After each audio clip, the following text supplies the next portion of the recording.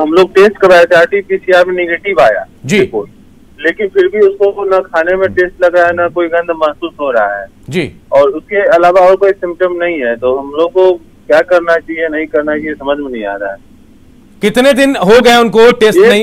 एक महीना होने वाला है। अब तक टेस्ट नहीं आया उनको? नहीं, रिपोर्ट तो आया, रिपोर्ट RT-PCR में निगेटिव ही आ रहा है। नहीं, टेस्ट और स्मेल की प्रॉब्लम है अभी भी उनको? हाँ, स्मेल की प्रॉब्लम 1 महीना से कंटिन्यू है। अब देखिए टेस्ट में निगेटिव है।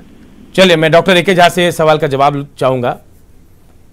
जी, इन्होंने बताया नहीं जो इन्हें बुखार हुआ था कि नहीं और कोरोना के और सब लक्षण आए थी कि नहीं। मनीष हमारे साथ जुड़े हैं, डॉक्टर साहब पूछ लेते हैं इसके। मनीष, क्या बुखार हुआ था आपकी सिस्टर को? नहीं सर, बुखार वगैरह कुछ भी नहीं हुआ था।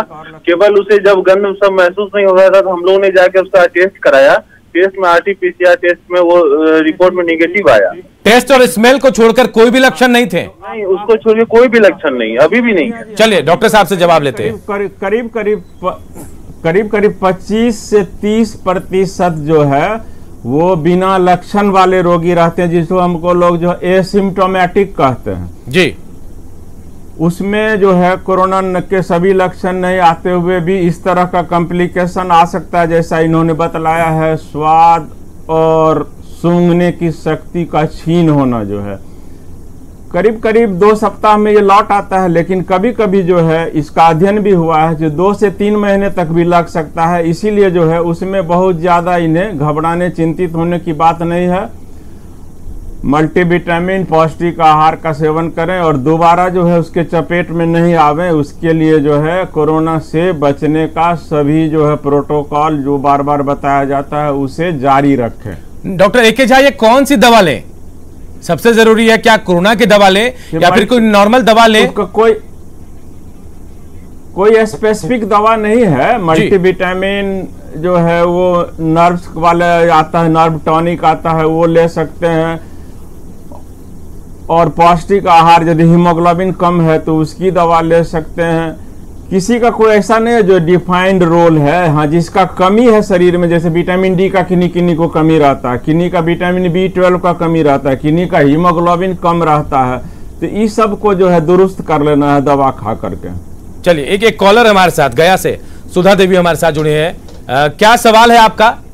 जी, मैंने पहला डोज वैक्सीन ले चुकी हूँ, कोवैक्सीन जी।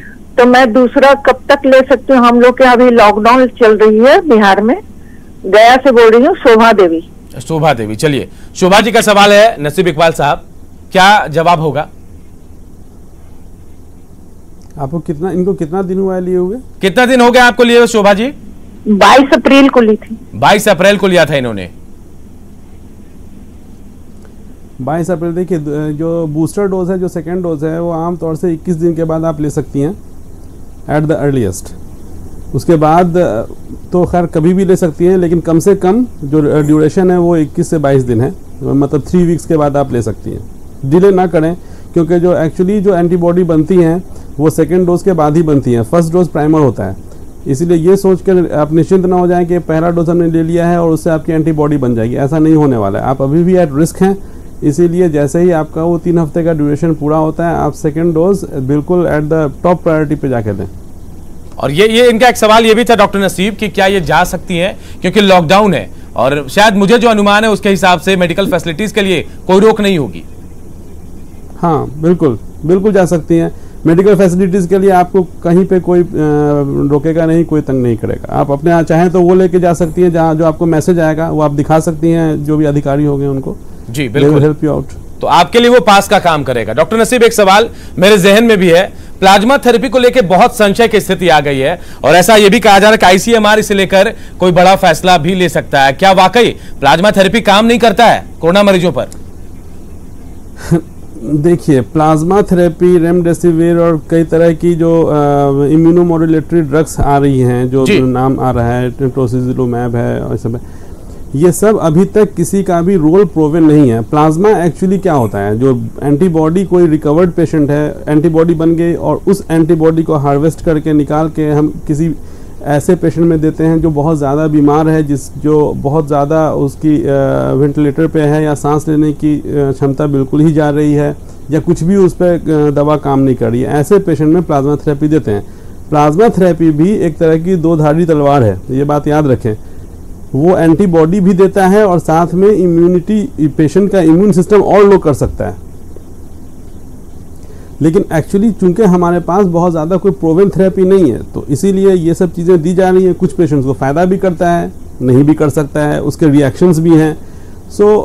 ये बहुत ही श्योरिटी के साथ कहना, या फिर कई बार मैंने देखा है कि जो पेशेंट के अटेंडेंट्स होते हैं वो डॉक्टर पे काफ़ी प्रेशर डालते हैं